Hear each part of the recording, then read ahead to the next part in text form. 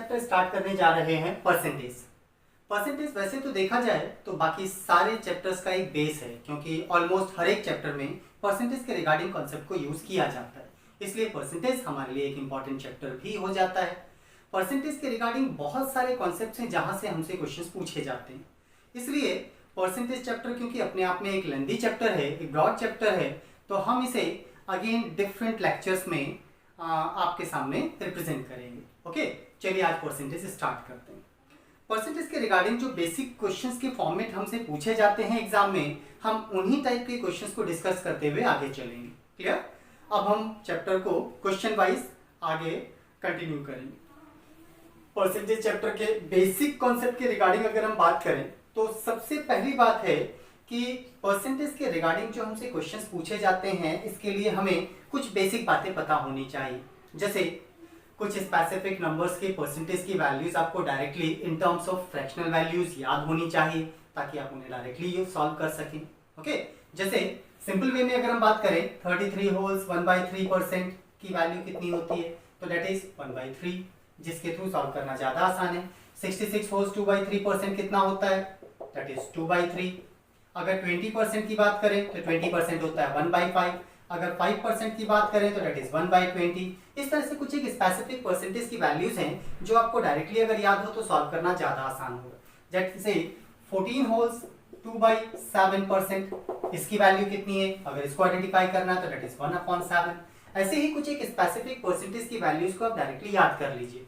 जो अगर याद करना मुश्किल हो तो जैसे जैसे आप क्वेश्चन सॉल्व करें और उसमें जब ऐसा कोई परसेंटेज की वैल्यू आए तो उसे उसी स्टेज पर याद भी करते चलिए। इन फ्यूचर अगर ऐसा कोई क्वेश्चन में परसेंटेज की वैल्यू आएगी तो उसे यूज करना ज्यादा आसान हो जाएगा। Clear students?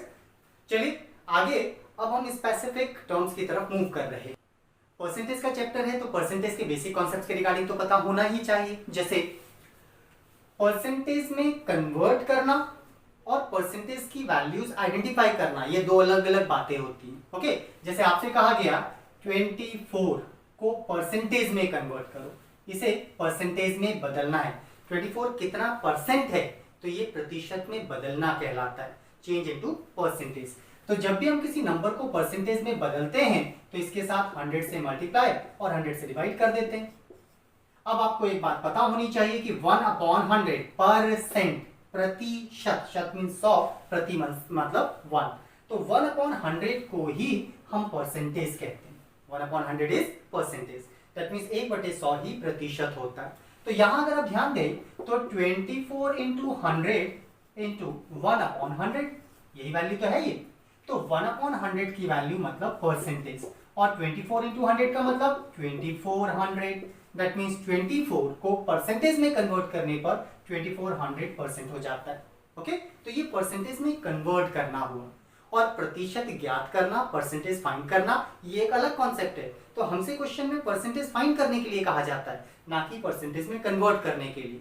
अगर परसेंटेज में कन्वर्ट करना हो तो इस तरह से कन्वर्ट किया जा सकता है। अब फाइनली अगर आप देखें तो 24 के साथ हमने किया क्या, 24 को 100 से मल्टीप्लाई किया और परसेंटेज का साइन लगा दिया। दैट मींस किसी भी नंबर को 100 से मल्टीप्लाई करके परसेंटेज का साइन लगा देने पर वैल्यू परसेंटेज में कन्वर्ट हो जाती है।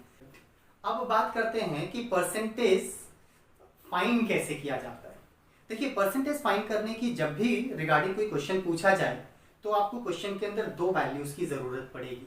पहला, जिसके बारे में पूछा जा रहा है परसेंटेज, दैट मींस जिसके बारे में पूछा गया है, आस्क्ड अबाउट, जिसके बारे में पूछा जाए उसको रखते हैं ऊपर।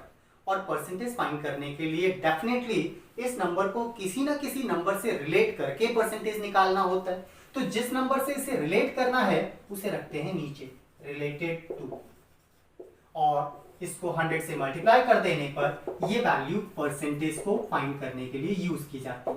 तो इस तरह से हम परसेंटेज फाइंड करते हैं, इस तरह से प्रतिशत ज्ञात किया जाता है। तो प्रतिशत ज्ञात करने के लिए क्या करते हैं, जिसके बारे में पूछा जाए, आस्क्ड अबाउट, उसको ऊपर रखेंगे, जिससे रिलेट करना है उसको नीचे रखेंगे, इंटू 100 कर देने पर परसेंटेज हो जाता है। क्लियर? जैसे आप लोग अपनी छोटी क्लासेस में अपना मार्क्स का परसेंटेज निकालते थे।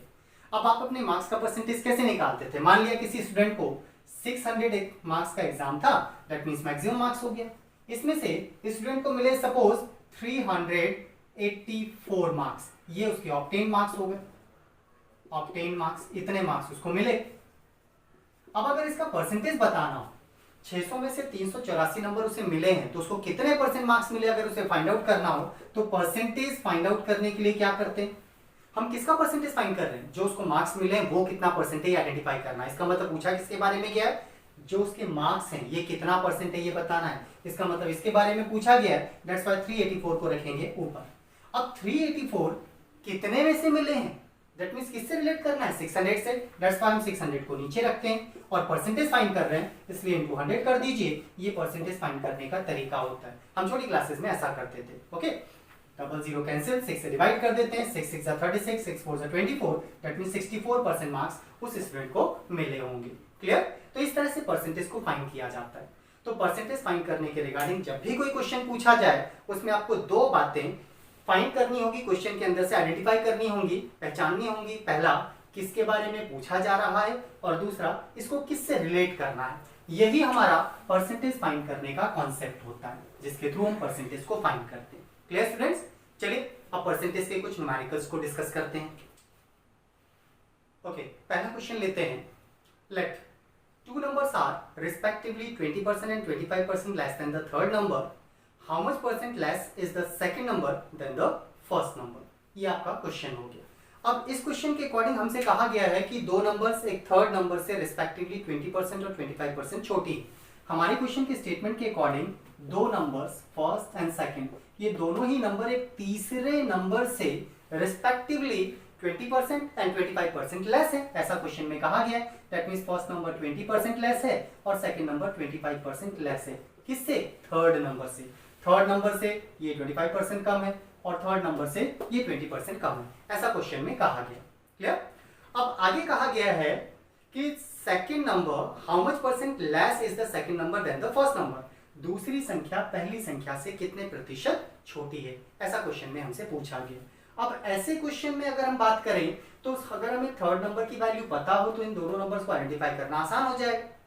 परसेंटेज के केस में अगर हमें कभी परसेंटेज की वैल्यू ही आइडेंटिफाई करने के लिए कहा जा रहा हो और इन दोनों नंबर को एक थर्ड नंबर से रिलेट करके क्वेश्चन फाइंड करने के लिए कहा गया है, दैट मींस हम थर्ड नंबर को अपनी तरफ से कुछ भी कंसीडर कर सकते हैं। न्यूमेरिकल टर्म्स में कंसीडर करके सॉल्व करना क्योंकि ज्यादा आसान होगा, इसलिए हम यहाँ नंबर ले सकते हैं। तो चलिए मान लेते हैं हमने थर्ड नंबर को अपनी तरफ से 100 कंसीडर कर लिया। लेट थर्ड नंबर हमारा 100, कुछ भी लिया जा सकता है रिमेंबर, लेकिन नंबर ऐसा कंसीडर कीजिए जिनका 20% और 25% आप आसानी से निकाल सकें, अदरवाइज क्वेश्चन सॉल्व करना मुश्किल हो जाएगा। इसलिए जरूरी है कि यहाँ नंबर ऐसा लिया जाए जिसके थ्रू 20% और 25% को आसानी से निकाला जा सके। अगर थर्ड नंबर हमारा 100 है तो इससे 25% कम, 100 का 25% 25 कम कर देना 100 में से, तो वैल्यू कितनी रह जाएगी? 75। हमारे लिए सेकंड नंबर की वैल्यू 75 हो गई। आगे फर्स्ट नंबर की बात करें तो फर्स्ट नंबर भी थर्ड से ही रिलेटेड है, इससे 20% कम, तो 100 का 20% कितना होता है? 20। तो 100 से 20% कम करने का मतलब 20 कम कर दिया, कितना रह जाएगा? 80। दैट मींस हमारे लिए फर्स्ट नंबर की वैल्यू 80 हो जाती है। अब क्वेश्चन है कि how much percent less is the second number than the first number, that means second number first number से कितना परसेंट कम है। नाउ रिमेंबर स्टूडेंट्स, जब भी आपके क्वेश्चन में लेस या मोर, कम या ज्यादा, ये टर्म्स यूज किए जाएं, ग्रेटर या स्मॉलर, ग्रेटर या फिर स्मॉलर, लेस और मोर, कम ज्यादा छोटी बड़ी, ऐसा कोई भी टर्म अगर यूज किया जाता है क्वेश्चन में तो इसका मतलब हमसे पूछा किसके बारे में जा रहा है? हमसे डिफरेंस के बारे में पूछा जा रहा है, अंतर कितना है उसके बारे में हमसे पूछा जा रहा है। Clear students? अब अंतर के बारे में पूछा गया तो दोनों नंबर्स का अंतर कितना है? 80 और 75 का डिफरेंस इतना हो जाएगा। क्लियर? इसके बारे में तो पूछा गया, आस्क अबाउट ये हो गया जिसके बारे में पूछा गया। अब इसको रिलेट करना है, उसे रखेंगे नीचे। किससे रिलेट करना है? तो आपको क्वेश्चन था how much percent less is the second number than the first number, second number first number से कितना परसेंट छोटा, तो किससे? सेकंड नंबर फर्स्ट नंबर से, that means second number is how much percent less than the first number, किससे? First number से। इसलिए first number को हम नीचे रखेंगे क्योंकि इससे रिलेट करके हमें परसेंटेज आइडेंटिफाई करना है। दैट मींस परसेंटेज चेंज की जो वैल्यू है वो हमारी इतनी होती। अब परसेंटेज फाइंड करना है तो इनटू 100 कर दीजिए, ये वो वैल्यू है जो हमसे फाइंड करने के लिए कहा गया। Clear students? चलिए 80 minus 75 is 5 divided by 80 into 100, इसे सॉल्व कर लेते हैं। सिंप्लीफाई करने पर that is 4 and 5, 5 5 25 divided by 4, तो 6.25% क्या है ये? लेस। इसका मतलब इतना परसेंट कम हो जाएगा। Clear students? तो that was the first question. तो हमारा क्वेश्चन था क्या? हमारा क्वेश्चन ये था कि दो नंबर्स एक थर्ड नंबर से रिस्पेक्टिवली 20% और 25% छोटी हैं। फिर क्वेश्चन पूछा गया था कि सेकंड नंबर फर्स्ट नंबर से कितना परसेंट छोटा है। तो सेकंड नंबर फर्स्ट नंबर से कितना परसेंट छोटा है आइडेंटिफाई करने के लिए, छोटा या बड़ा, तो इसका मतलब डिफरेंस, तो दोनों का डिफरेंस लिया। ओके, किससे? फर्स्ट नंबर से, तो फर्स्ट को नीचे रखा, इनटू 100 कर दिया, that's the value of percentage change. इसका मतलब सेकंड नंबर फर्स्ट नंबर से 6.25% छोटा है, कम। Clear friend? चलिए अब अगला क्वेश्चन देखते हैं। ओके, नेक्स्ट क्वेश्चन है हमारा students, one of the student was asked to multiply a certain number by 3/5 but he multiplied the number by 5/3. Find the percentage error in the product of the student. Okay, question Hindi के according अगर देखा जाए तो हिंदी में इसका मतलब हुआ कि एक विद्यार्थी से किसी संख्या की 3/5 से गुणा करने के लिए कहा गया, परंतु विद्यार्थी ने संख्या की गुणा 5/3 से कर दी। तो क्योंकि जिस संख्या से गुणा करने के लिए कहा गया था उससे गुणा करने की बजाय किसी दूसरी संख्या से गुणा कर दी गई है, तो गुणनफल में अंतर आया होगा। तो क्वेश्चन है कि उसके गुणनफल में कितने प्रतिशत अंतर आया। Clear students? ये हमारा क्वेश्चन। चलिए देखते हैं इसको। हमारे क्वेश्चन के अकॉर्डिंग हमसे कहा गया था कि किसी संख्या को, एक नंबर है जिसे कितने से मल्टीप्लाई करने के लिए कहा गया है स्टूडेंट्स, दैट इज 3/5 से मल्टीप्लाई करने के लिए कहा गया था। अगर स्टूडेंट 3/5 से नंबर की मल्टीप्लाई करता तो ये उसका एक्चुअल प्रोडक्ट होता, वास्तविक गुणनफल उसका ये होता। परंतु स्टूडेंट ने नंबर का मल्टीप्लाई किससे कर दिया? स्टूडेंट ने नंबर का मल्टीप्लाई 5/3 से कर दिया। करना था इससे, कर रहा है इससे, तो इसका मतलब जिस नंबर से करना था उसकी बजाय किसी और नंबर से मल्टीप्लाई करेगा तो डेफिनेटली प्रोडक्ट की वैल्यू गलत आएगी। इसका मतलब ये गलत प्रोडक्ट है, ये गलत है। ओके, हमारा क्वेश्चन ये है कि स्टूडेंट ने जो गलती की है वो कितना परसेंट है, ये हमारा क्वेश्चन। क्लियर? तो अब अगर हमें नंबर की वैल्यू एक्चुअली दे दी जाती कि वो नंबर था क्या जिसको 3/5 और 5/3 से मल्टीप्लाई किया गया, तो हमारे लिए क्वेश्चन सॉल्व करना आसान हो जाता। तो ऐसे केस में उस नंबर को दिया तो गया नहीं, तो हम अपनी तरफ से कंसीडर कर सकते हैं।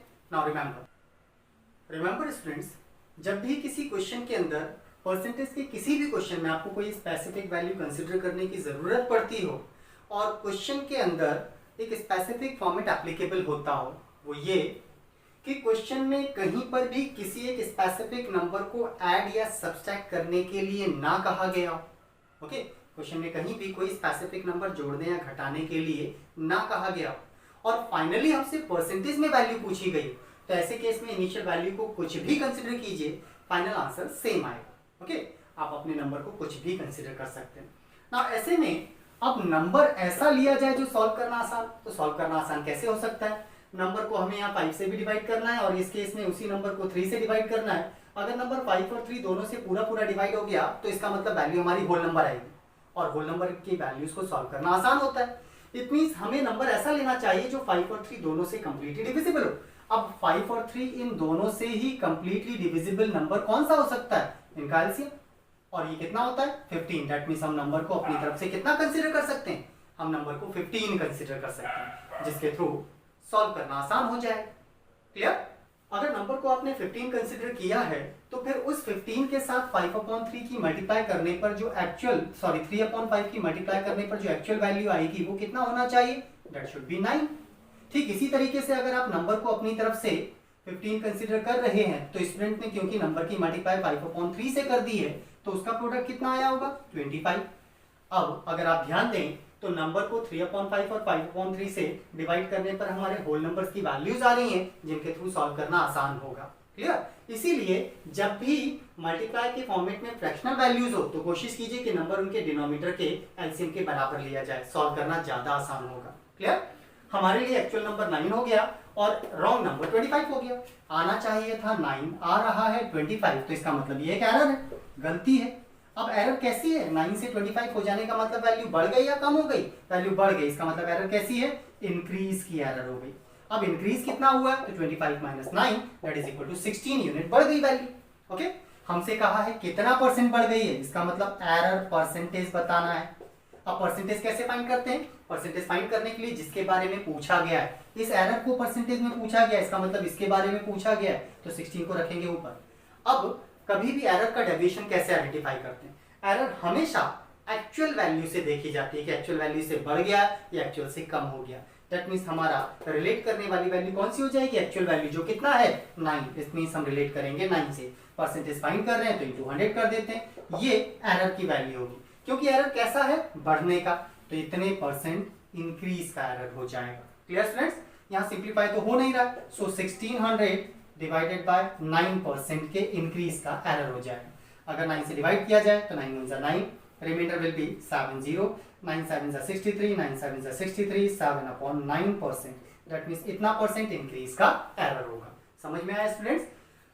दैट मीन्स अगर नंबर के साथ कभी भी क्वेश्चन के अंदर परसेंटेज फाइंड करने का क्वेश्चन हो, ओके, किसी स्पेसिफिक नंबर को जोड़ने या घटाने के लिए क्वेश्चन में नहीं कहा गया, और फाइनली परसेंटेज में आपसे वैल्यू पूछी जा रही हो, तो आप इनिशियल वैल्यू को अपनी तरफ से कुछ भी कंसीडर करके सॉल्व कर सकते हैं।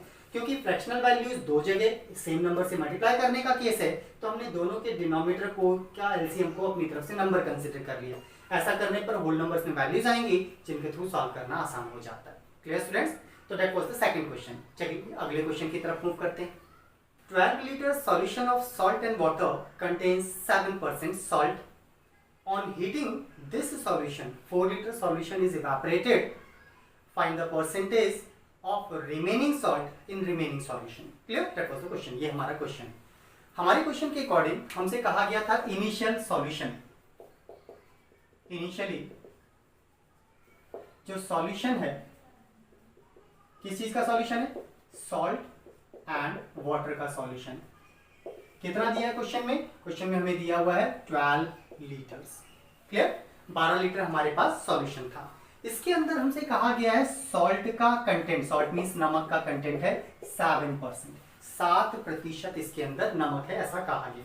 अब 7% अगर सॉल्ट है तो सॉल्ट का कंटेंट कितने में से, 12 लीटर में से, इट मींस 12 लीटर, तो ओवरऑल इतना लीटर होना चाहिए। तो 7/100 इंटू 12 लीटर, 12 7 84 डिवाइडेड बाय 100, तो 0.84 लीटर हमारे पास इसके अंदर सॉल्ट है। दैट मीन्स 12 लीटर मिश्रण के अंदर जो हमारा घोल है उसके अंदर 0.84 लीटर नमक है, ऐसा क्वेश्चन में कहा गया। अब हमसे कहा गया है कि इस सॉल्यूशन को हीट किया गया, ऑन हीटिंग, गर्म किया गया, इस घोल को गर्म किया गया। अब गर्म करने पर हुआ क्या, इसमें से 4 लीटर घोल भाप बनकर उड़ गया। 4 litre solution is evaporated, 4 litre solution is evaporated, इतना भाप बनकर उड़ गया। अगर इतना सॉल्यूशन इवेपोरेट हो गया तो हमारे पास रिमेनिंग सॉल्यूशन कितना रह गया, रिमेनिंग सॉल्यूशन 12 लीटर था जिसमें से 4 लीटर उड़ गया, तो हमारे पास बचा 8 लीटर सॉल्यूशन। हमसे कहा गया है कि रिमेनिंग सॉल्यूशन के अंदर कितना परसेंट है, तो बचे हुए सॉल्यूशन के अंदर सॉल्ट का परसेंटेज कितना रह गया वो आइडेंटिफाई करने के लिए कहा गया। तो हमारे पास बचा हुआ सॉल्ट कितना हमें ये निकालना पड़ेगा, तो रिमेनिंग सॉल्ट कितना हमें वो भी चाहिए होगा। रिमेनिंग सॉल्ट, बचा हुआ नमक हमारे पास कितना है। सॉल्ट के रिगार्डिंग अब एक बेसिक कॉन्सेप्ट अगर आपको नहीं पता होगा तो ये क्वेश्चन गलत हो जाएगा। सॉल्ट के रिगार्डिंग सॉल्ट का इवेपोरेशन नहीं होता है, इसका मतलब नमक का वाष्पीकरण नहीं होता। अगर नमक इवेपोरेट ही नहीं होता तो शुरू में जितना कंटेंट रहा होगा बाद में भी उतना ही कंटेंट बना रहेगा, वो तो चेंज ही नहीं होगा। दैट मीन्स सॉल्ट को सॉल्यूशन इवेपोरेशन के बाद भी, घोल के भाप बनकर उड़ जाने के बाद भी नमक का कंटेंट हमारे पास 0.84 लीटर ही बना रहेगा। क्लियर? इसका कंटेंट हमारा चेंज नहीं होगा। इसको आप ऐसे समझ सकते हैं जैसे घरों में हम लोग जब सब्जी वगैरह बनाते हैं तो सब्जी बनाते समय क्या करते हैं, सब्जी के अंदर नमक, मिर्च सब कुछ डाल दिया जाता है और उसके बाद उसको पकने के लिए ढक्कन लगा दिया जाता है। थोड़ी देर के बाद जब हम ढक्कन उठा के देखते हैं तो उसके नीचे चारों तरफ वाटर की ड्रॉपलेट्स बनी होती हैं, पानी की बूंदें भाप बनकर उस पर चिपकी हुई होती है। उस वाटर ड्रॉपलेट को अगर कभी आप टेस्ट करके देखें तो उसमें कोई टेस्ट नहीं होता, वो प्योर वाटर होता है, जबकि सब्जी के अंदर नमक भी पड़ा होता है। तो फिर उस पानी के अंदर नमक क्यों नहीं है, क्योंकि नमक का वाष्पीकरण नहीं होता, केवल पानी ही वाष्पीकृत होता है, केवल वाटर का ही इवेपोरेशन होता है, सॉल्ट का इवेपोरेशन नहीं होता है। इसलिए उस वाटर ड्रॉपलेट में हमें नमक का स्वाद नहीं आता है। क्लियर? जो सॉल्ट का टेस्ट है वो नहीं होता है। क्लियर? इसका मतलब ये हुआ कि इवेपोरेशन के बाद भी सॉल्ट का कंटेंट उतना ही बना रहेगा जितना पहले था। ओके, हमारा क्वेश्चन ये था कि बचे हुए घोल में बचे हुए नमक का प्रतिशत कितना है वो आइडेंटिफाई करो। दैट मींस इसके बारे में पूछा गया है और इससे रिलेट करना। तो रिमेनिंग सॉल्ट परसेंटेज कितना है, तो परसेंटेज ऑफ रिमेनिंग सॉल्ट बचे हुए नमक का बचे हुए घोल में प्रतिशत बताना। तो इसका मतलब इसके बारे में तो पूछा गया, 0.84 लीटर इसके बारे में पूछा गया, किससे रिलेट करना है, बचे हुए सॉल्यूशन से। तो बचा हुआ सॉल्यूशन है 8 लीटर, परसेंटेज निकालने जा रहे हैं तो इंटू 100%, ये हमारी वैल्यू होनी चाहिए। सिंप्लीफाई करते हैं जितना भी आता है, 00 कैंसिल, 8 से डिवाइड करना, 8 1 8, 0.5%। इसका मतलब सॉल्ट का परसेंटेज 10.5% हो जाएगा। Clear students? कोई प्रॉब्लम हो तो आप कमेंट बॉक्स में लिख करके पूछ सकते हैं, हम उसको सॉल्व करके दोबारा से रिजॉल्व करके या फिर आपको प्रॉपर्ली समझाने की अगेन कोशिश करेंगे। नेक्स्ट क्वेश्चन है, when the numerator of the fraction is reduced by 25% and the denominator is increased by 125%, the fraction becomes 7/39. Question है, what is the 40% of the original fraction? Clear students? हमारे question के according हमसे यहाँ पूछा गया है कि एक भिन्न के अंश को 25% कम कर दिया गया, जबकि उसके हर को 125% बढ़ा दिया गया, जिससे भिन्न का मान 7/39 हो जाता है, 7/39 हो जाता है। What is the 40% of the original fraction? मूल भिन्न के 40% का मान बताओ, ये हमसे क्वेश्चन में पूछा गया। क्लियर? अब क्वेश्चन में हमसे कहा गया फ्रैक्शन, भिन्न, फ्रैक्शन कहा गया भिन्न, और फ्रैक्शन में दो वैल्यूज होती है, numerator and denominator, numerator and denominator, that means अंश और हर। अब क्वेश्चन में एक्चुअल जो हमारा फ्रैक्शन है उसका ना तो हमें न्यूमरेटर पता है ना ही डिनोमिनेटर पता है, दोनों में से कोई भी वैल्यू नहीं पता है। चलिए मान लेते हैं x एंड y, हमने दोनों को कंसीडर कर लिया, न्यूमरेटर को x, डिनोमिनेटर को y कंसीडर कर लिया। ऐसा क्यों? हमने यहाँ नंबर कंसीडर क्यों नहीं किया? क्योंकि इस क्वेश्चन में हमसे फाइनल क्वेश्चन परसेंटेज में फाइंड करने के लिए नहीं कहा गया है। क्लियर? तो ऐसे केस में हम फ्रैक्शनल वैल्यूज के रिगार्डिंग अगर अल्फाबेटिकल टर्म्स लेके सॉल्व करेंगे तो सॉल्व करना ज्यादा आसान होगा। क्लियर? इसलिए हम अल्फाबेटिकल टर्म्स लेकर सॉल्व कर रहे हैं। अब हमारे क्वेश्चन के अकॉर्डिंग हमसे कहा गया है कि ओरिजिनल फ्रैक्शन जो भी था उसके न्यूमरेटर को कितना परसेंट, 25% रिड्यूस करना है। अब कोई भी वैल्यू क्वेश्चन के स्टेटमेंट के अकॉर्डिंग अगर आप ध्यान दें तो कोई भी वैल्यू मैथमेटिकल टर्म्स के अकॉर्डिंग 100% होती है। जैसे आपसे अगर कहा जाए कि किसी वैल्यू को 40% कम कर दो तो कितना रह जाएगा? डेफिनेटली 60%। कैसे? क्योंकि ओरिजिनल वैल्यू 100% थी, 40% आपने कम किया तो कितना रह गया? 60% रह गया। इट मींस कोई भी वैल्यू, चाहे वो एक होल नंबर हो, चाहे वो एक फ्रैक्शन हो, अल्फाबेटिकल टर्म हो, डेसिमल नंबर हो, ओरिजिनल वैल्यू अपने आप में 100% होती है। क्लियर? ऐसे ही हमारे फ्रैक्शन का न्यूमरेटर भी अपने आप में 100% है, डिनोमिनेटर भी अपने आप में 100% है। न्यूमरेटर अगर 100% है तो क्वेश्चन की लैंग्वेज के अकॉर्डिंग हमसे कहा गया है कि न्यूमरेटर को 25% कम करना। अगर ये 100% है, इसको 25% कम कर देंगे तो कितना रह जाएगा? 75% रह जाएगा। अब डिनोमिनेटर की बात करते हैं तो डिनोमिनेटर में क्वेश्चन में कहा गया है कि डिनोमिनेटर को 125% बढ़ा दीजिए, that means denominator is increase by 125%। हर को 125% बढ़ा दो। अब डिनोमिनेटर भी अपने आप में 100% है, इसको 125% बढ़ाना है, 100 पहले से 125 आप बढ़ा रहे हो तो कितना हो जाएगा? 100 पहले से 125 आप बढ़ा रहे हो तो 225 हो जाएगा, दैट मींस इतना परसेंट हो जाएगा। ऐसा करने पर ये हमारा नया फ्रैक्शन बन गया, नई भिन्न हो गई। लेकिन क्वेश्चन के अकॉर्डिंग हमसे कहा गया है कि नई फ्रैक्शन की वैल्यू कितनी हो जाती है? 7/39। ये हमारे नई फ्रैक्शन की वैल्यू हो गई। क्लियर?